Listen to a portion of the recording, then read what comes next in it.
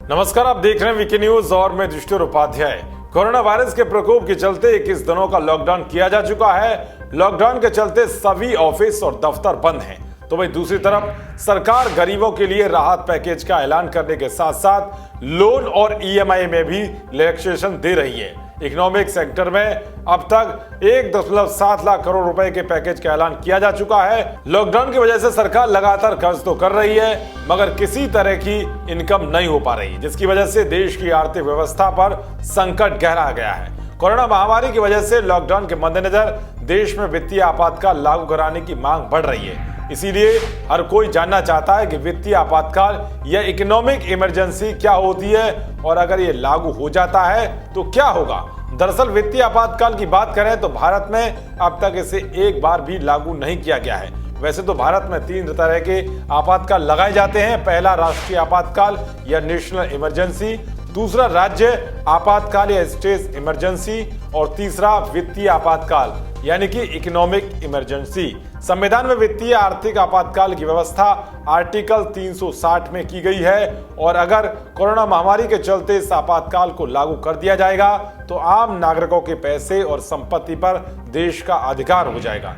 केंद्र सरकार जब चाहे तब देश के उत्थान के लिए किसी की भी संपत्ति का इस्तेमाल कर सकती है। आर्थिक आपातकाल की घोषणा राष्ट्रपति उस वक्त कर सकते हैं जब उन्हें लगे कि देश में ऐसा आर्थिक संकट बना हुआ है जिसकी वजह से भारत का वित्तीय स्थायित्व या साख को खतरा है। दरअसल कोरोना के चलते आर्थिक स्थिति बदतर होने और सरकार दिवालिया होने का अंदेशा होने के चलते वित्तीय आपातकाल लागू करने की मांग को लेकर सुप्रीम कोर्ट में याचिका भी दायर की गई है। इस याचिका में दावा किया गया है कि लॉकडाउन की वजह से देश में आर्थिक गतिविधियां ठहर गई हैं। याचिका में कहा गया कि कोविड-19 की वजह से उत्पन्न स्थिति से निपटने के लिए विभिन्न अधिकारी कई कदम उठा रहे हैं जिससे घबराहट पैदा हो गई है। ऐसी स्थिति में संविधान के अनुच्छेद 360 के तहत वित्तीय आपातकाल लागू करने की जरूरत है।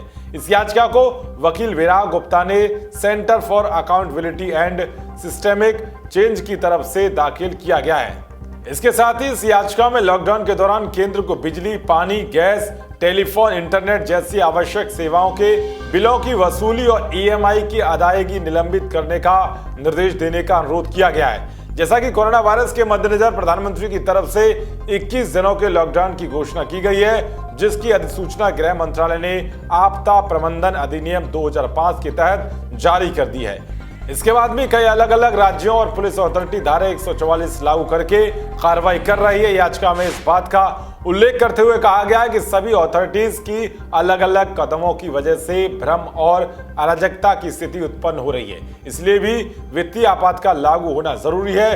देश की मौजूदा स्थिति को देखते हुए हो सकता है कि स्वतंत्र भारत के इतिहास की सबसे बड़ी आपात स्थिति हो, इसीलिए इस पर केंद्र और राज्य सरकारों के बीच एकीकृत कमान के माध्यम से संविधान के प्रावधानों के अंतर्गत विचार किया जाना चाहिए। याचिका में दलील दी गई है कि ऐसा करना सिर्फ कोरोना वायरस को इसके खिलाफ जंग में हराने के लिए ही आवश्यक नहीं है, बल्कि लॉकडाउन खत्म करने के बाद देश की अर्थव्यवस्था को पटरी पर लाने के लिए भी जरूरी है। इस संगठन ने अपनी याचिका पर वीडियो कॉन्फ्रेंसिंग के माध्यम से तत्काल सुनवाई करने का अनुरोध किया है। अब देखना ये होगा कि क्या कोरोना के चलते भारत में वित्तीय आपातकाल भी लागू हो जाएगा, जो कि भारत के इतिहास में आज से पहले कभी नहीं हुआ। वित्तीय आपातकाल लागू करने को लेकर आपकी क्या राय है, कमेंट बॉक्स जरूर बताएं।